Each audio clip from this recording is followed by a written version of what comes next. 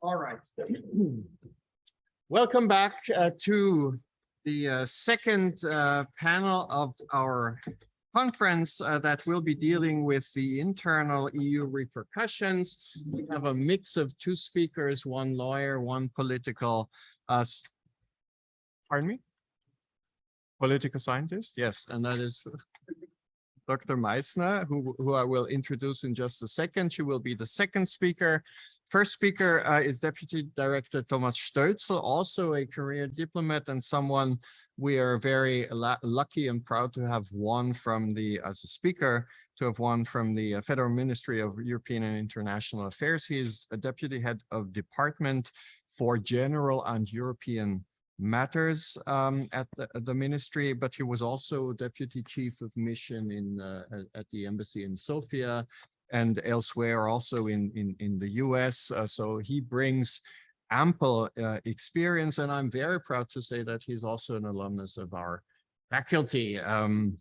He will be speaking about shifting internal EU dynamics post-Brexit, and I look very much forward to your presentation. The second speaker is Dr. Katharina Meissner, as has been now said, I think 4 times. You're the political scientist. Maybe there are others that we have not yet identified. She's a very, very active writer and commentator.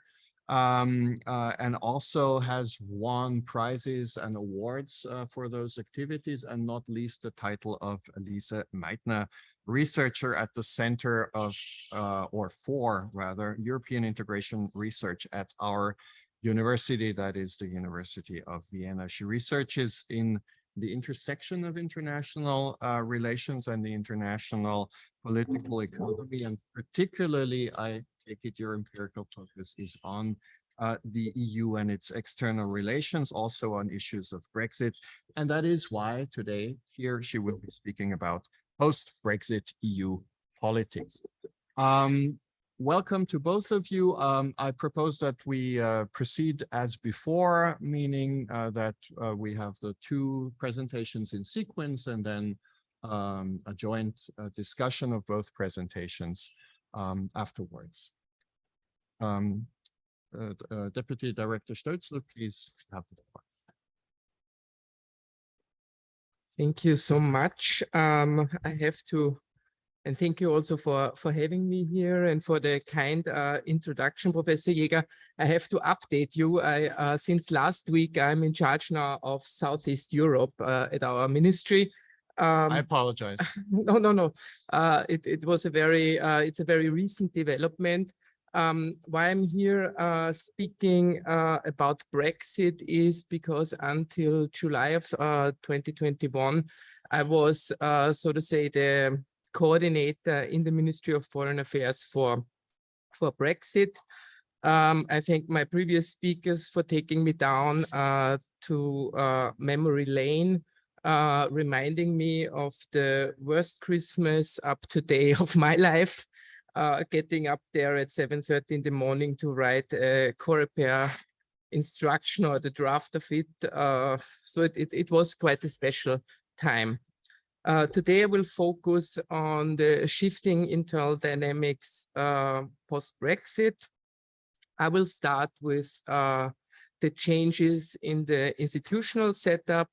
Then I will give you some policy examples where I think, or I've also talked to some colleagues of mine where I think the UK is missed most, or by some, or not by all of them.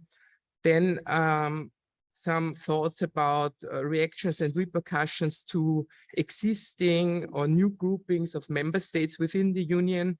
And then as a last point, but only very briefly, I will touch about the consequences of the Russian war of aggression in Ukraine, because I think this is something that has completely changed now this internal EU dynamic and has also to be noted.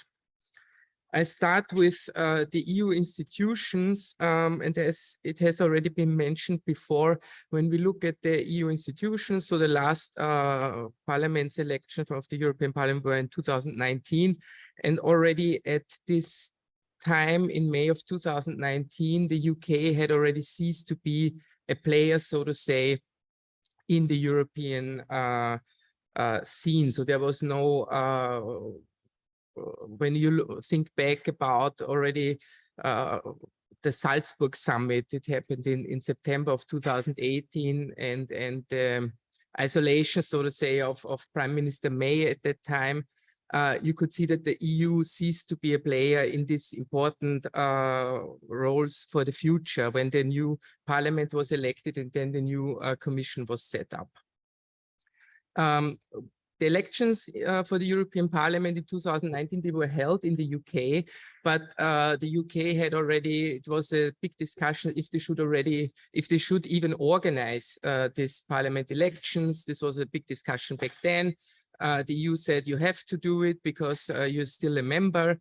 But then the result of it was that UKIP, so the Nigel Farage party, was the strongest party in these elections. The turnout was very low. So for comparison reason, what has changed with UK leaving the EU in the European Parliament, one has to reference the elections of 2014.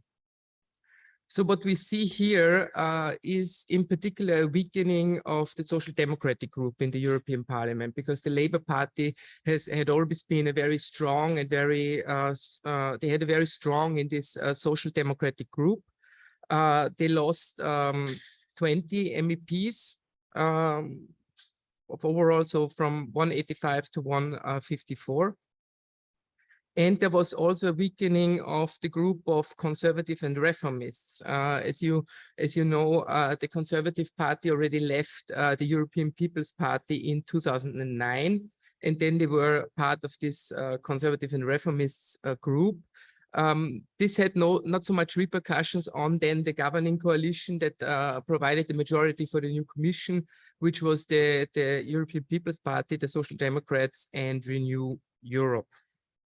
In the council, and this has also been mentioned before by Ambassador Schuster-Schitz, for assessing this power relationship, one has to look into this qualified majority. And one point at the beginning, there are still very many policy fields where unanimity or at least a consensus agreement is in place. So not all issues are permanently voted on a qualified majority. But if you have this and you assess it, then you can use something that is called the Banzhaf Power Index. And the Banzhaf Power Index is basically a mathematical model that assembles a coalition and then has the one critical voter that has to leave the coalition in order to fail. When you do this with 27 member states, you have over 200 million coalition possibilities, but there is a very nice database actually elaborated by researchers in the UK for the EU 27. And if you compare this with the UK and without the UK, you can see that 90% of the voting power was transferred to the other 5 big EU member states. So Germany, France, Spain, Poland, Italy gained in influence. The stronger became stronger and the weaker became weaker. So the 10 least influential, or the 10 countries which have the lower population figures than the others, they became even weaker. While for middle-sized countries like Austria, there was a little gain only. So the big increase was for the big member states. Why is this important and will be more important in the future? Because we have this ongoing discussion about the future of Europe. This is has been going on for quite some time. You remember in March 2017, ironically, 9 months after the referendum, the Juncker Commission proposed their 5 scenarios, how we should proceed with the European Union, and it was no longer this narrow choice of more or less integration, but this these 5 models. I will not go into the details on this. And then, as was already also mentioned, another great idea of the French President Macron was the conference on the future of Europe. And this one was conducted from April last year till May of this year. Final report was assessed, and the final report showed a marked appetite of citizens apparently for more EU integration. And so the final report recommends to move in all areas of decision-making to qualified majority voting. And this is what brings us back to that the bigger member states are now even bigger or more powerful than before. In the report, this is recognized also that this is a problem, and there is a statement in there that the voting weight should be adjusted so that the smaller member states are not at a disadvantage. So this is something we will have a discussion on in the near future. You know that this is ongoing. So now the institutions are assessing this final report. They look at what they can do within their own prerogatives. The European Parliament and the European Commission already have advocated for a convent for treaty change. So we will see where this goes, but this is something to keep in mind that for small and mid-size member states, this is something we have to be careful with. So where do we see new coalitions or policy fields emerging where there was the biggest impact? Generally, there are no fixed coalition within the European Union of member states. It all depends on the issues. So there you have alliances depending on the issues. The one big decision that was taken after the UK left the Union was, of course, the budget. So this is always the main discussion that you have. And there you saw basically a rerun of former coalition, which is basically the ones who pay against the ones who spend. You had back then the Friends of the Cohesion, comprising the member states that are that rely most on the cohesion funds, and then you had the coalition of the frugal 5 plus the TETSID approval of Germany that you had there. But there it was more a classic setup of the ones who spend more or less, or the ones who gain. With the budget was also negotiated the Next Generation EU instrument, and there. And thanks to Martin Meissner, who gave me this nugget of there were, I have to mention this. So there was the Next Generation EU, the legal base for this Next Gen EU instrument is Article 122, Solidarity. And this is an article that the UK also was not very happy when they were still in the Union. This was the article that was used for the EFSM. Earlier, and the UK even forced council conclusions in 2010 that this article should never be used in similar circumstances than the EFSM. So this is something, the Next Gen EU, that instrument that would not have happened with the UK still present. Another important field, I think, is enlargement policy, which I'm dealing partly now also in the ministry, where the UK was always a very staunch supporter for EU enlargement. And we're speaking here still of the enlargement of the Western Balkans and Turkey, even though UK did not have a very strong historical or economic connections with those countries, except for Bosnia and Herzegovina because of their involvement in the Dayton agreements, and Kosovo and Serbia also because of the conflict, of course. We see now in the enlargement policy, also a change in recent months, of course, with the application of Ukraine, Moldova, and Georgia.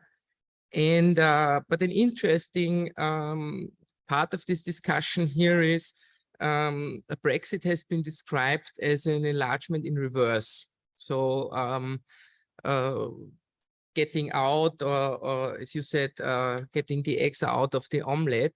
And I think the Brexit experience has also changed the enlargement policy, that we now perceive it more that we have these building blocks. So the last council conclusion in June said we want to move with those countries to a gradual integration. So singling out some areas of cooperation where we can integrate before and parallel to the very technocratic enlargement process that is already in place. I want also to mention briefly the common foreign security policy. It has been noted that the UK was never a big player in the common foreign security policy in the EU, because as a global actor, they never needed it as such, or perceived not to need it. It was not part of the negotiations of the TCA, which has been mentioned.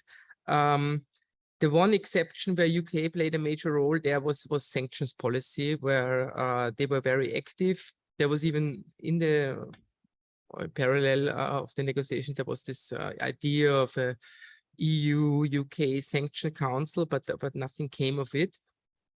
And another area is, of course, common security and defense policy. So where UK was always very reluctant to have a strong EU role in defense, and where we can see now that particularly France is driving the agenda in this particular policy field.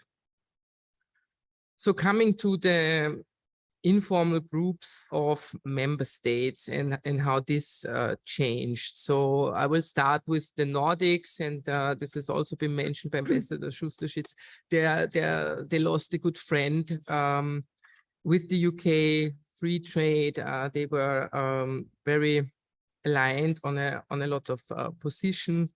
We see now developments that Netherlands becomes a UK light, so to say, as being the most Eurosceptic or member state in a way.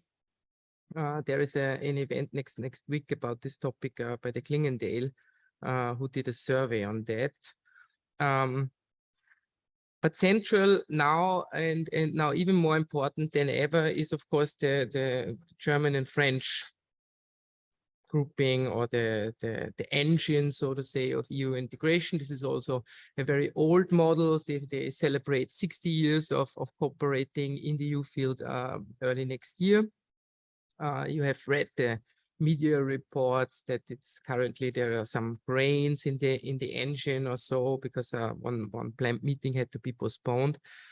But one should not get fooled by this. So we have seen in decision after decision that you need German and French understanding on a particular issue to get through and to be adopted. So this is something which is very clear. This has been clear in the budget, where there was an agreement by Chancellor Merkel and President Macron, and then it was more or less adopted in the way that they proposed. And you see this in other areas as well. Where there are still some divergences, and I come back now to the future of Europe. If you remember, there was the big Sorbonne speech by President Macron, very elaborate, very big ideas, so to say. And the initial German reaction to this was a little bit muted in a way. So there was back then the reaction by the then CDU chairwoman Kramp-Karrenbauer, who suggested that Franz Kieferbitz's seat at the Security Council of the United Nations, and also the seat of the European Parliament in Strasbourg. So this was back then. If you compare still the Sorbonne speech, or has been uttered by President Macron in the meantime, and with the speech of Chancellor Scholz in Prague. In recent, you can see also there is a different level of ambition there, or a different level of solutions, also a very bold vision, and one more of smaller steps on the German side. What I also want to mention, but only very briefly, when it comes to this, there is also this format of E3. So there was always this cooperation between Germany, France, and UK on security issues, which has played an important role, but which was mainly outside of the EU context.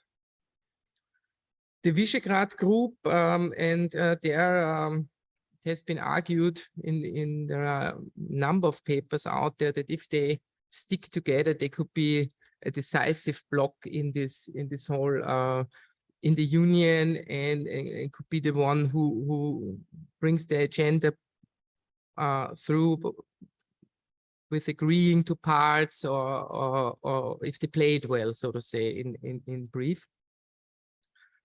This has not happened so far. We could already see there was a fracture there for the Visegrad countries already back in 2014 with the Crimea, but now as a consequences of the war of Russian aggression in Ukraine, it has almost broken down, so to say, the whole Visegrad cooperation. So this is also something that is important. And with speaking of Visegrad, there is the clear perception in some, at least Visegrad countries, that they have also lost a big ally in UK against this further EU integration. So this was very recent. Prime Minister Viktor Orban, he said that UK is still missed, and because now the federalists, so to say, have the upper hand, and this is where the train is headed, and the balance has shifted. So he said verbatim, if Brexit would not have happened, we would not have this whole discussion about the future of Europe, rule of law, conditionality of EU budget, and debt union.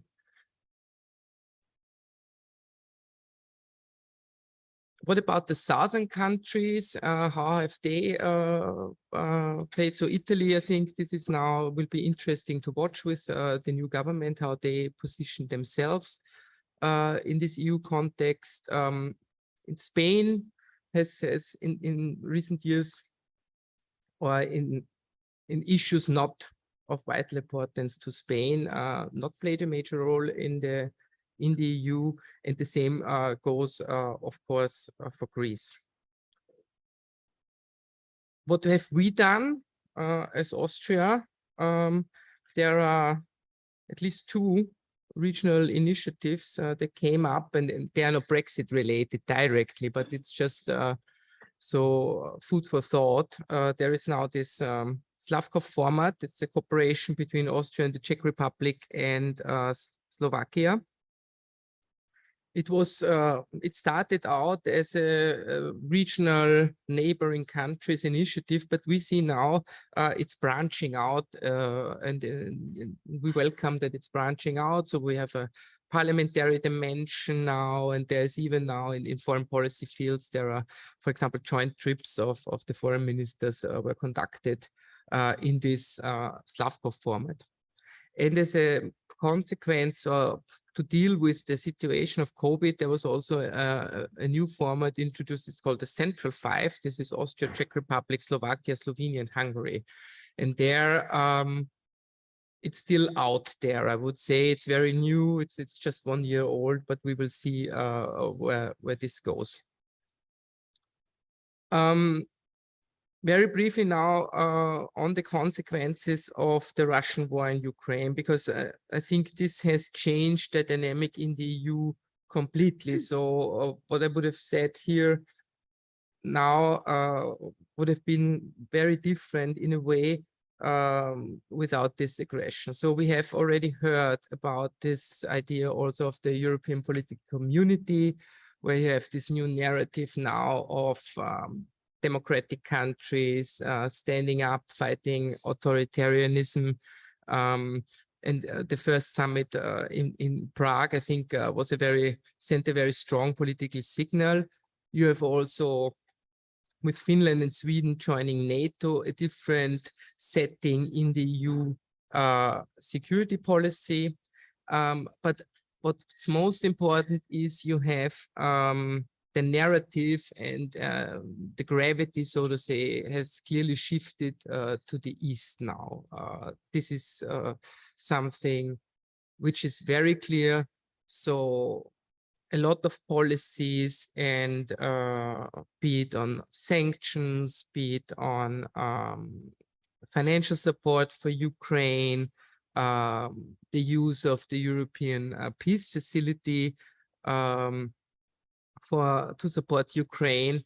This is something with the question mark friends of Ukraine, but these are the Baltic countries. This is Poland, Czech Republic, Slovakia, Romania, Bulgaria. There's of course this element of we told you so, because these countries have been warning about the danger of Russia for years, and I think they have not been heard or were not taken seriously enough in a lot of especially the farther west you go in the Union. And here again comes the UK, where you can see that they play a very active role in supporting Ukraine, and also with financial support, with weapons and everything. If you remember the visit of Prime Minister Boris Johnson in Ukraine a few weeks into the war, where he was received as a pop star almost. So we can see that UK is still part, of course, of the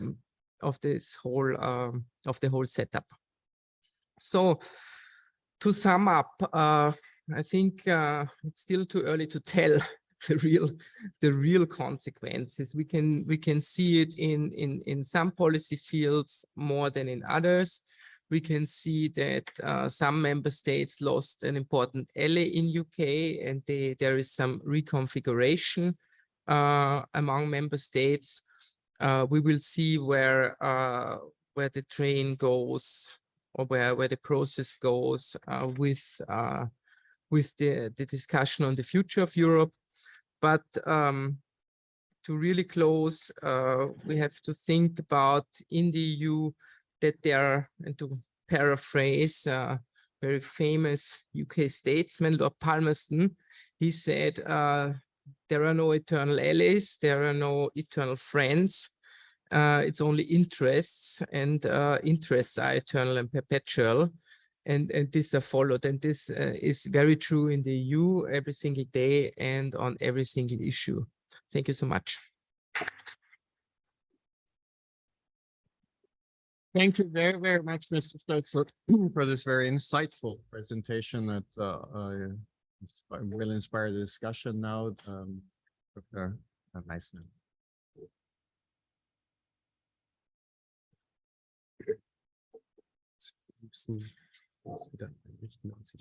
I'm sorry, the screen, I think it's a screensaver why the beamer keeps crashing, but I understand it does not affect online participation and transmission.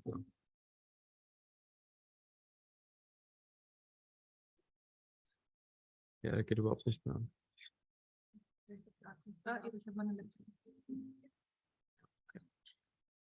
Bitte. Okay, das funktioniert. Ja, das geht los.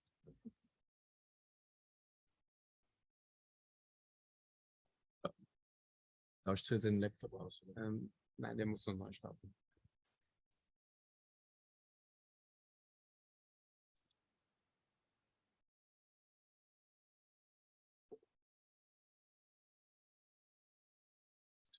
Brauchen Sie PowerPoint? Ja.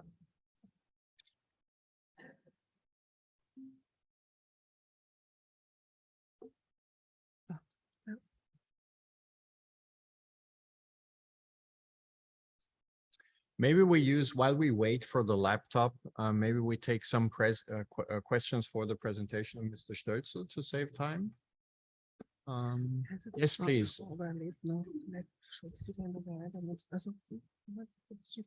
The online transmission is working, right? So we haven't, yeah, okay. Yeah.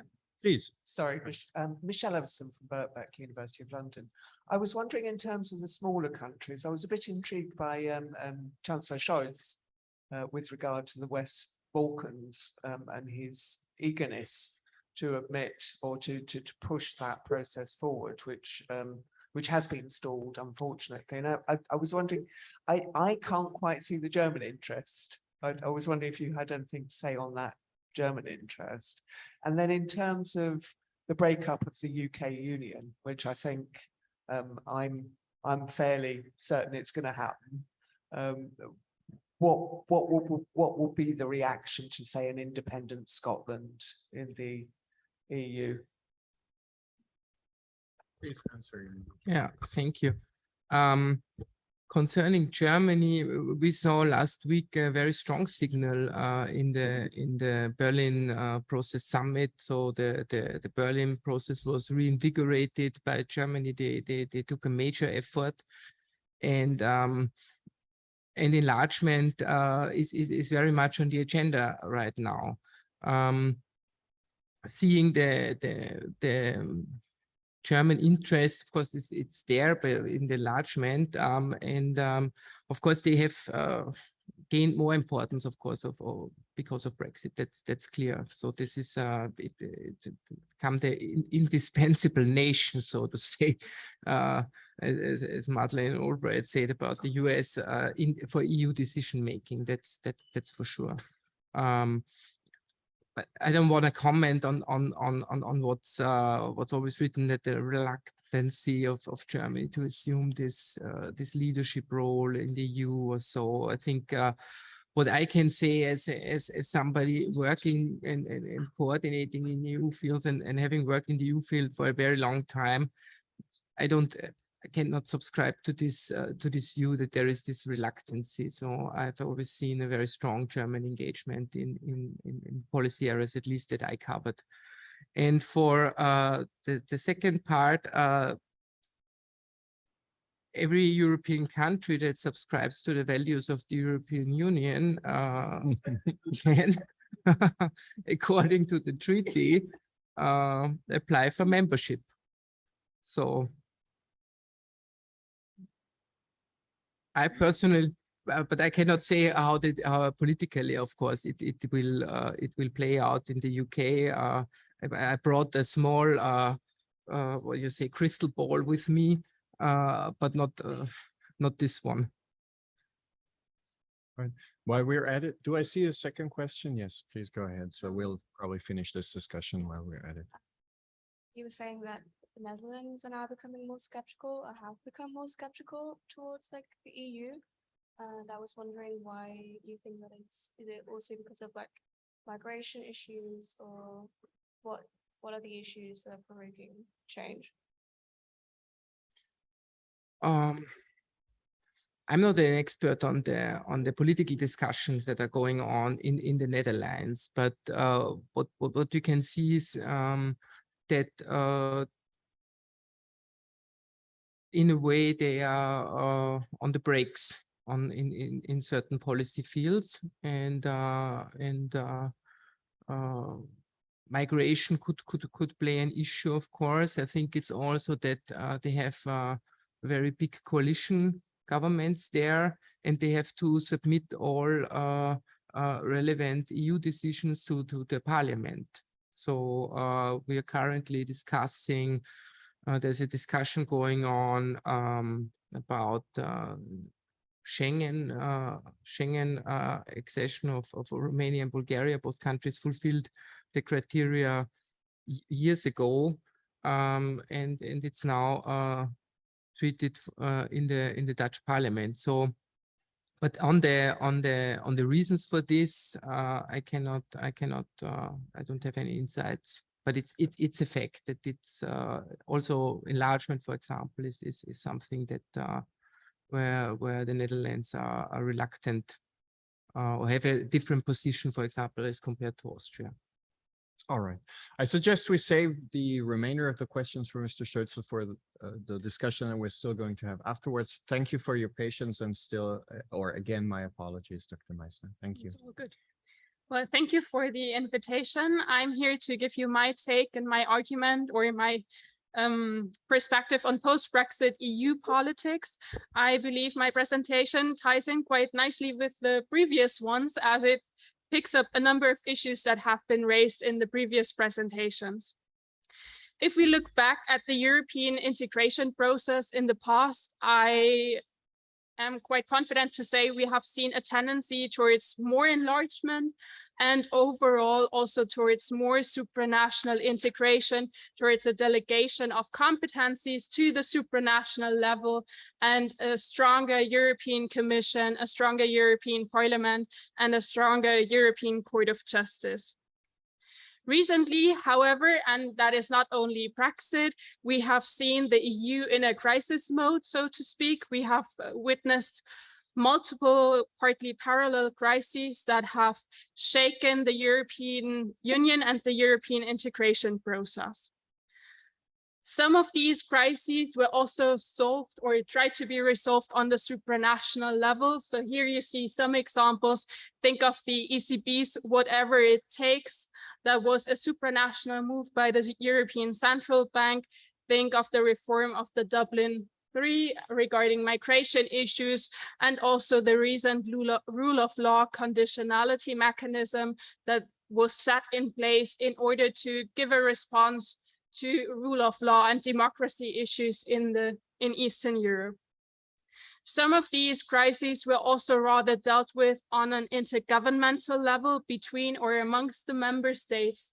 Some of them were, for example, also related to other crises that were also partly resolved on the supranational level. So, for example, the Eurozone crisis management that had the European Central Bank as a central player, but also the member states, of course, that gave the loans for Greece, for example.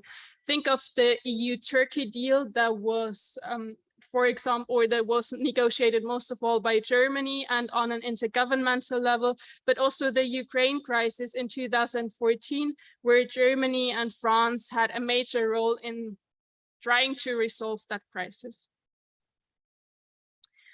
Amongst these different crises, Brexit is quite exceptional in that you have a member state that for the first time leaves the European Union, so a step towards disintegration. And if we think of the immediate post-Brexit EU politics, some of these aspects have already been mentioned. So numerous issues, I would say, are still open for a negotiation between the European Union and the United Kingdom. Some of these also relate to the trade and cooperation agreement and the implementation of this respective agreement. And in the European Union, or speaking in the politics dimension, that is done through the Partnership Council, most of all, that adopts decisions and is a forum also to resolve disputes at a political level. From a political science perspective, it is actually quite interesting that decisions in the Partnership Council are taken by mutual consent between the European Union and the United Kingdom, and that the European Commission represents the European Union in that Partnership Council with only a minor role for the European Parliament. And that is quite interesting from the perspective that this is a quite large, broad agreement that has numerous issues that are partly also politically contentious, where you have a European Parliament or little accountability by the European Parliament and by the parliaments in the member states. But I will come to that at the end of my presentation. Further to that, you have joint bodies to support the implementation process. Overall, I believe it's 19 joint subcommittees on issues like, for example, fisheries, and 4 joint working groups, for example, on social security coordination. So the immediate post-Brexit EU politics regarding that trade and cooperation agreement are probably based on a partnership council and based on a negotiation between the EU and the UK on how to implement that agreement.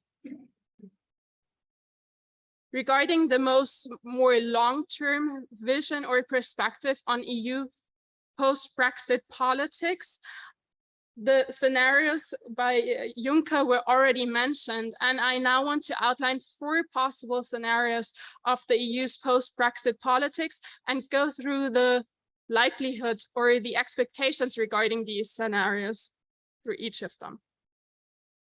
So one of these scenarios is more supranational integration in the form of an ever closer union. An ever closer union, something like a European federal state, would imply that a majority of decision competencies are at the supranational level. Decisions are taken at the supranational level primarily, in an extreme case or an ideal typical case, including even the competence. You would have in such a ever closer union a strong federal European Parliament, which then also elects the executive and holds it to account. The member states would primarily implement legislative decisions. So that would be an ideal, typical European federal state. Looking at the institutional context and also at the preferences among the member states and the player, I think you agree that this scenario is actually quite unlikely. A majority of member states is opposed to more uploading of further competencies to the supranational level overall. You also find strong sovereign tendencies in some of the member states. The Visegrad countries have already been mentioned, for example, but also other players that become more skeptical, like, for example, the Netherlands.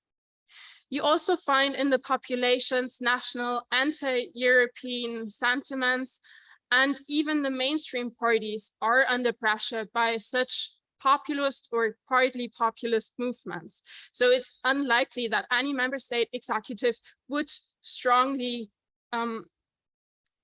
forge such a European federal state even, or a further uploading of competencies. Many contentious issues also imply redistributive consequences among the member states. And some of these issues are also quite politicized or quite salient. So it's unlikely that we see a further integration process in that regard. Regarding the institutional rules, decisions would need to be taken by consensus, and partly you would even need referenda in some countries. So that on top makes such a move or such a scenario quite unlikely. The other extreme, or I don't want to call it an ideal typical scenario, but another scenario that is on the other side of the extreme would be more disintegration as a perspective on EU post-Brexit politics. A disintegration could mean an exit of further member states from the European Union or parts of it, for example, the Economic and Monetary Union. But it could also have different forms, for example, a repatriation of specific competencies back from the EU level to the national level. In an extreme case, disintegration would mean a dissolution of the European Union. Again, what is the likelihood of such a scenario? Some member states have voiced preferences and have preferences in favor of a repatriation of selected competencies, and that has also become more pronounced recently, for example, regarding migration issues and the countries that are more opposed or more skeptical in that regard. So if we can think of a scenario, then rather something like that. However, there was an exercise to monitor and to analyze possible competencies that could be taken back to the national level, and that was actually quite negative. I don't think many competencies were, or if any, were identified to be taken back to the national level. An exit of further member states is unlikely. That has already been discussed. We don't see strong movements in any of the member states. And we have also seen with Brexit, and member states have seen what this implies in terms of negotiations, but in terms also of the consequences. There's no discernible preference in favor of a dissolution. So also in that regard, a disintegration and that extreme scenario is unlikely. We have two other scenarios that are somewhat in between, and one of that is differentiated integration. Differentiated integration means that member states differentiate regarding their participation in specific policies. So we have opt-ins and opt-outs, a core of member states that participate in all EU policies, and other member states opt in specific policies. Differentiated integration is a scenario that we have already seen in the past. It's quite successful in the European integration process, actually. Several member states of the European Union have an opt-out or had an opt-out, for example, of the common foreign and security policy of Denmark that was now changed in 2022, given the war in Ukraine, but also in the EMU and the Eurozone. Of course, there is numerous countries that don't participate in the common currency. So differentiated integration is a model we know, and that was also successful. Looking at the different institutions and players in the European Union, we can see that, and for obvious reasons, the European Commission and the European Parliament are rather skeptical of differentiated integration. Amongst the member states, we see that the European Union member states have quite diverse interests and also diverse preferences, especially on currently quite crucial issues like migration, for example, the fiscal policy. So from that perspective, differentiated integration is actually a scenario that is favorable to that mixity, to that diverse setup of preferences and interests in the European Union. And indeed, we observe a mixed picture of cooperation and also intergovernmental governance, for example, in the Eurozone crisis management that was already mentioned. For differentiated integration regarding the institutional rules, there is no consensus required. Member states that want to, that are willing, can move ahead. And this voluntary cooperation leaves an opt-in from other member states later on. So also from an institutional perspective, differentiated integration is a likely and favorable scenario.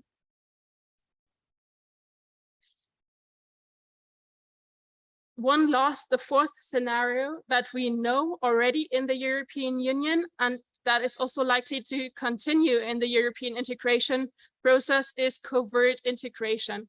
But that is probably less salient, less visible than differentiated integration.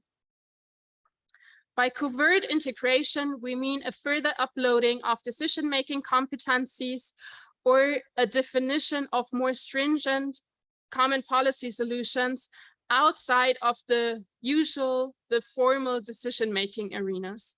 By covert integration, we observe an incremental policy change and an incremental integration step by step, by a further uploading or by adopting more stringent solutions, for example.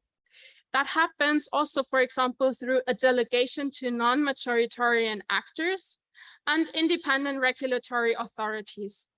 That is something we know also of the European integration process. There is numerous agencies at the European Union level that are in charge of particular policy issues. And when we look at the European Commission, we see that the European Commission very often proposes step-by-step further policy solutions, and thereby also tries to get a foot into specific competencies and policy issues. The reason why we observe such a covert integration is that formal decision-making and formal decision-making rules often lead to deadlock. If you need a consensus, of course, but also if you need qualified majority voting in the formal decision-making arenas, but nevertheless you want to move ahead, covert integration is an instrument chosen above all by supranational players. Something that you in this room are very familiar with is the case law of the European Court of Justice that in the past has also led step by step to a further integration process. That is something we can also call covert integration. It's an incremental policy change largely invisible to the wider public. So when we look at when we analyze these four scenarios, we can conclude that given the preferences of the different players within the European Union and given the institutional rules accompanying these preferences, we are likely to observe also post-Brexit further covert integration and further differentiated integration. We are unlikely to observe to a large or to a massive degree supranational integration, but we are also unlikely to observe disintegration. So in other words, the muddling through that we know of in the European Union and the European integration process that happened before Brexit, that happened to some degree also during the Brexit negotiations, is likely to continue also post-Brexit. We are likely to observe further differentiated integration and covert integration, and as mentioned, and several examples were already mentioned this morning. For example, the gradual integration of further candidate countries that might not join immediately, but go through that gradual integration process, something that we can also understand as differentiated integration with an opt-in or a gradual integration in some selected policies. The positive aspect of that is that we are likely to see a continued integration process in the European Union and also a continued enlargement process. And that was also voiced recently by several member states, Germany, for example. Yet, especially covert integration, but also differentiated integration is quite risky in the sense that it raises problems of democratic legitimacy, since much of this decision-making through especially covert integration happens outside of the formal decision-making arenas, happens behind closed doors, partly invisible to the public, but most of all, it's not accounted for by the European Parliament or by national parliaments. And that brings me to my initial point of the immediate post-Brexit politics of the Partnership Council, that where the European Commission represents the European Union. But given that you have such a vast, such a broad agreement and a very limited role of the European Parliament, that again can be understood as a process of covert integration where the two partners negotiate and implement the agreement with not much of a role of parliaments or accountability to representatives of the populations. And that is risky because it has the danger of leading to a backlash by the people in the European Union if much of that happens outside of the usual decision-making arenas, and then suddenly people realize there was a lot of integration that was not discussed in the wider public and in Parliament. Yeah, I thank you for your attention and look forward to the conversation.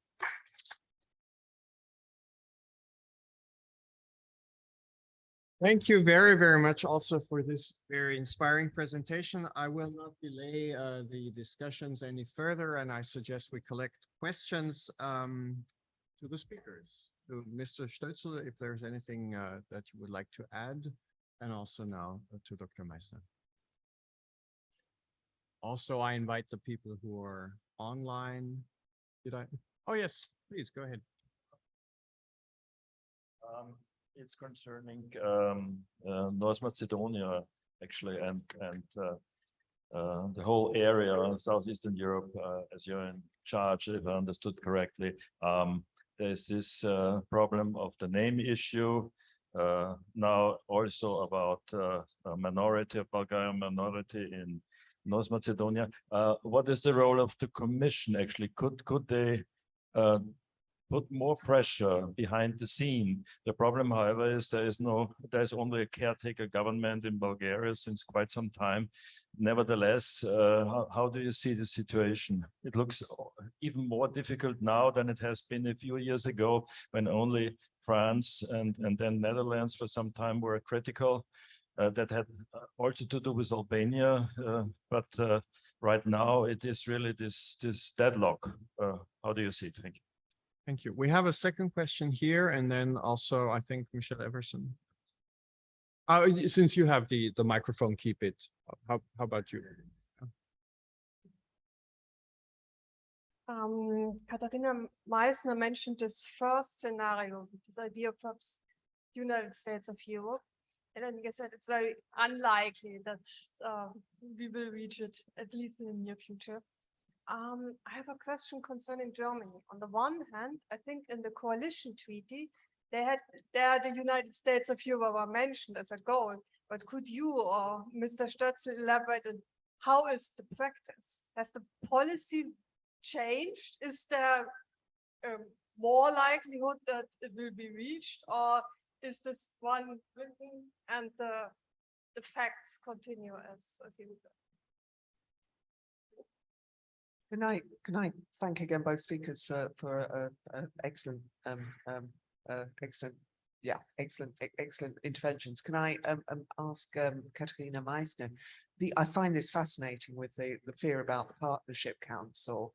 Is it in any way different from the general institutional arrangements we now see in the new generation free trade agreements? So within CETA, there are partnership agreements, there are councils, there are which I mean, it strikes me as sort of European economic communities all from the beginning again at a global level. So is there a difference there? And I wonder if you can elaborate a bit on the idea of covert integration. It sounds more like the general problem we've always had with technocratic problem solving. We have problems, they need to be solved. Do you think that there's actually an actor there? I always get the feeling there's no actor, it's just these are problems that we need to be solved. Thank you. And I would add one last question from the very back, and then request a first round of answers. Yeah, thank you very much, Katharina Meissner, for your talk. I've listened with great interest to your 4 scenarios of your Brexit politics, and one of that scenarios was the disintegration perspective or the disintegration perspective. And I would have a question. We saw that with Brexit, it is possible to leave the EU for a sovereign country.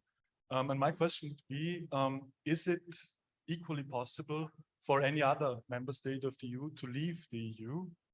Or and this would be a question concerning Germany, if we look at the European treaties as peace treaties, or functionally as peace treaties, would it be against or contradict the spirit of the treaties if Germany would like to leave the EU and therefore would not be possible legally? Thank you. Request your answers. I don't know, whoever wants to start. Maybe I start with Northern Macedonia. I think at least my personal assessment would be quite positive of recent developments there. I mean, we were able to open the accession negotiations. Of course, now this agreement that was arranged or agreed upon between Bulgaria and Northern Macedonia has to be implemented, which is politically difficult in both countries.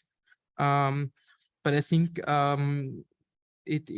the Commission is now assessing, so to say, the domestic legal setup of Northern Macedonia to get into the real negotiations. The same applies, of course, for Albania.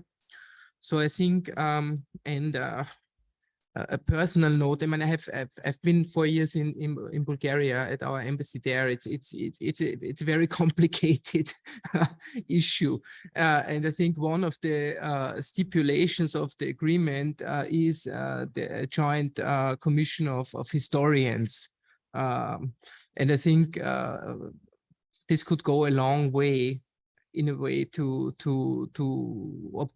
I think some of the issues that exist between Northern Macedonia and Bulgaria, to be quite honest, are very hard to understand outside of Northern Macedonia and Bulgaria, and should be dealt with by commissions of historians, basically. But the immediate outlook, I say, would be rather positive. The Commission is very active, actively engaging, of course, with Northern Macedonia. With Bulgaria, it's a different matter because they are already a member state. So, but we watch this carefully, and hopefully also in Bulgaria we see finally a government or a coalition emerging,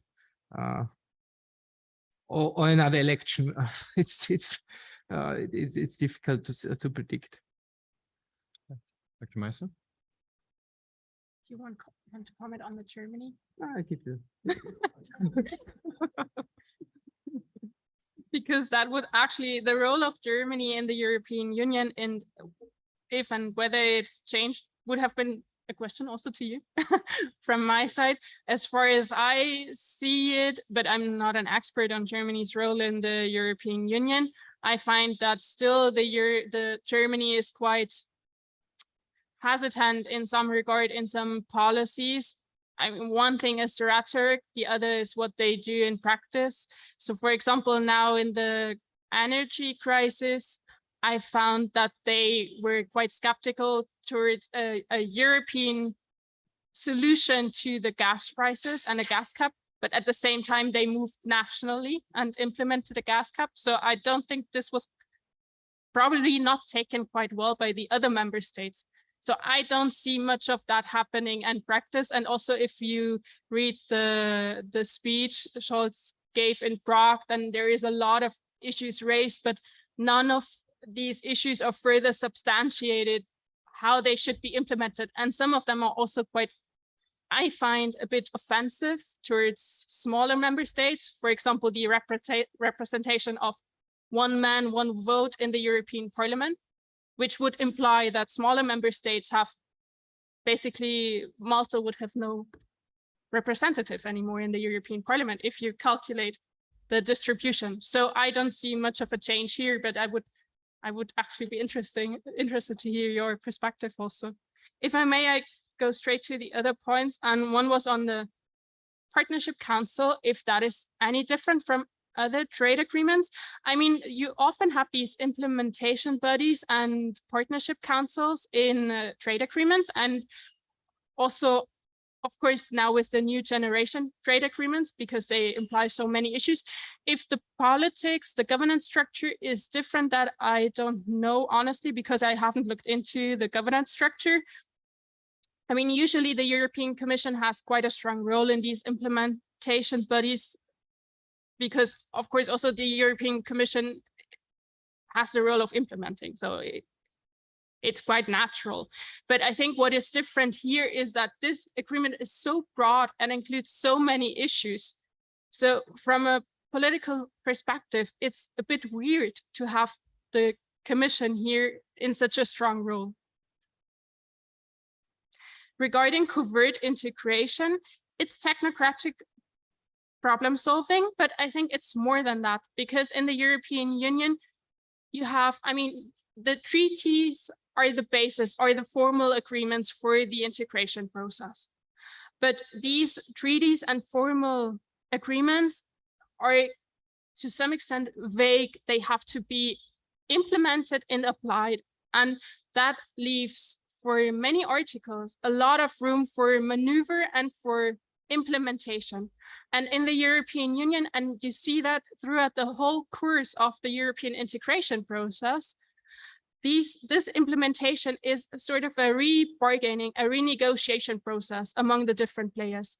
And one player that moves ahead and suggests ever more integration is the European Commission, of course, because it's favorable to them and their institutional role in the European Union, but not only, also the European Parliament in certain policies. And that, so one example, for example, is higher education, or that would be my interpretation, but maybe there's different takes. Now, in higher education, the European Commission also, with Macron, suggested these European universities, but it gives there also an instrument to some extent steer higher education and the focus at the different universities and in research. So it's also a way to get a foot into that area. And regarding the question on disintegration and the likelihood for other member states to leave, I mean, I think legally it's possible for any member states, but correct me if I'm wrong. I don't see any legal hindrance to the other member states why they would not be able to leave the European Union. Politically speaking, as I mentioned, I think it's extremely unlikely. And there was also some research done by a colleague of mine. He established an index for leaving the European Union, and the likelihood for all member states was pretty low. And he measured that on across several areas, because even more than with the United Kingdom, the interdependence is so strong and it would be so difficult to solve these issues. With Germany, I mean, if they left the European Union, then politically speaking, I think that would be the death blow, honestly. But I don't think this is any likely scenario. Thank you very much. We have another question by Professor Somek, a question by Vesna Nudge, and then maybe to wrap up, I would like to add a question myself. Please. A very quick question for Ms. Meissner. What you said about covered integration reminded me very much of integration by stealth, as Gian Domenico Maione described it. Mm-hmm. But I think the major point of his diagnosis was that this form of disintegration has given rise to a lot of resistance among the member states, not least among constitutional courts in the member states when they're confronted with the jurisprudence of the European Court of Justice. So I wonder whether this is really a promising way forward. Yeah, the member states have become alert to what is going on behind the flying doors and the not so filled rooms in the European Union. Yeah, so thank you. Dr. Nudge?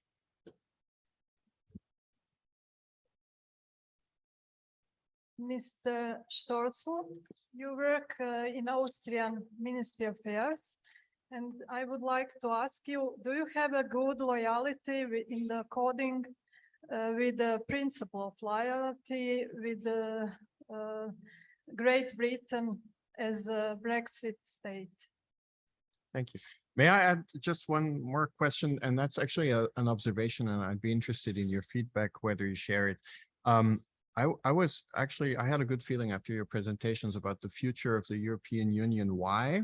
Because I think, and I wonder whether you agree, number one, the Polish crisis is over. We have moved out of the Polish crisis, and probably those crises and also the external pressure that we now see, the changed geostrategic environment has done the EU good. So the prospects for renewed integration dynamics, and I was also very grateful for you, Mr. Stölzl, to mention the treaty reform prospects. Usually I hear it's never going to happen. So I didn't hear that from you. So maybe that is part of the post-crisis dynamics and the perspectives forward. So crisis is over, integration dynamics are good. I took it from you, federalism is back. That's what you said, Mr. Orban said. But if Mr. Orban misses certain politicians from the past, also Angela Merkel, maybe that's a good sign that we're heading in the right direction.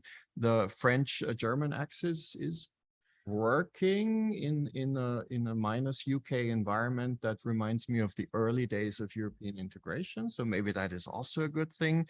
And also you informed us that no entrenched groups exist. So negotiations are ad hoc, meaning that if we have a problem, that it's always going to be possible to solve it because coalitions are formed ad hoc. So the prospects are good. Do both of you agree or disagree. So, go ahead. Okay, of course, I agree fully. The prospects are excellent for all of us. I don't know if the poly crisis is already over, but so the conference on the future of Europe, it was basically in this direction, the outcome there. We will have now see how this goes and how the developments are, but the final report of this conference cannot be ignored. There will be a follow-up event now pretty soon. And also this model of including citizens in these discussions is also something that we will see more in the future, and I think it's a good model also to broaden the discussion in a way. I owed still my take on German on the German role in this. And maybe this is anecdotal, but what I've seen is also with the new government in Germany is a more open position towards especially the European Parliament. So there, for example, they're much more open to widen the prerogatives of the European Parliament. For example, the right to propose legislation or something. Also, where there was a noted change was, for example, there's a proposal from the European Parliament to have transnational lists. This is a proposal where discussions have just begun, but where in the last round, when it was last discussed, Germany was not very appreciative of the idea, but they are now clear supporters. It depends, of course, how you fix the details, and it's a complex issue. These elections, but one can see in certain policy areas that it moves there. Coming back also to the speech of Bundeskanzler Scholz, I think he also hit a very positive note there. Sometimes going into a lot of details, for example, saying that there should be still a commissioner for every member state, even post-enlargement, but then there should be less directorate generals, which is a little bit nitty-gritty in a way to say that. So I think there is a will for more integration, but on a personal note as well, more integration is not the solve it all. So this has been my assessment after 20 years working on EU issues, that more integration is not necessarily the best recipe for every problem set that you face. Covert integration is a very similar concept to integration by stealth. So yes, I agree with your observation. And indeed, often it leads to resistance by member states. And I'm not a lawyer, so I can't really judge the judicial dimension, but as far as I understand, this is still a major unresolved issue with the very skeptical jurisprudence in some of the member states, like, for example, in Germany, with the Solange Urteil, for example, to name just one example. So I think this is still an open issue in a way. Yeah, but nevertheless, I think it leads to more integration. And from that perspective, covert integration also has its benefits because it's a problem-solving instrument also. I'm not sure I share your assessment that the poly crisis is over, actually, but I do think that there will be more integration, as I mentioned, but through differentiation and covert integration. But I think it will be in a very shaky environment. I mean, you mentioned the geostrategic environment, and there we are only at the start of what will unfold with stronger states on the international level that are challenging the international institutions, and also integration processes. So I think it will, yeah, it will be more integration, but in a shaky environment. Thank you. With that, thank you again very much to our two speakers, to the audience for your questions, for your interest. And I suggest we move into the lunch break and prolong it a little bit until 2:15. So you have a little more time for lunch, and then we will reconvene for the panel on migration, free movement.